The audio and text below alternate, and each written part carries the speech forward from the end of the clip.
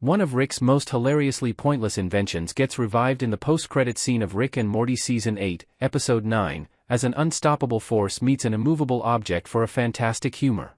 In Morty Daddy, the 9th episode of Rick and Morty's 8th season, Morty reluctantly re-establishes his relationship with his half-Gazorpian son, Morty, Jr., who is eager to meet his mother.